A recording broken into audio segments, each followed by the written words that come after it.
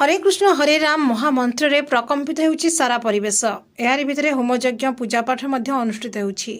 अनेबड़ी गरीब असहाय पितामाता नथिबा गरीब ब्राह्मण को करा जाउछि सामूहिक व्रत पनयन। असहाय गरीब ब्राह्मण पई वरदान साजिछन्ति महाराज।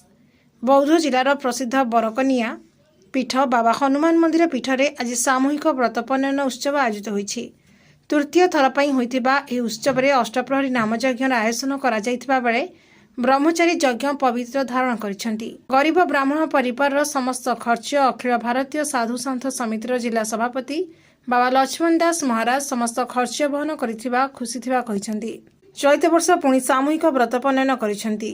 तेबे उत्सव रे जिला तथा जिला बाहरु अनेक परिवार सामिल होइछन्ति। काहार बापा नहीं तो काहार मामू नहीं तथापि एठी सामूहिक व्रत पनयन होइछन्ति। पितामाता नथिले मध्य पितामाता साजी करिछन्ति व्रत पनयन और मामू नथिले मध्य मामू होई उत्सव को उपस्थित रहिछन्ति। अनेक मामू एही परी कार्य रे सामिल होई निजको धन्य मने करिछन्ति।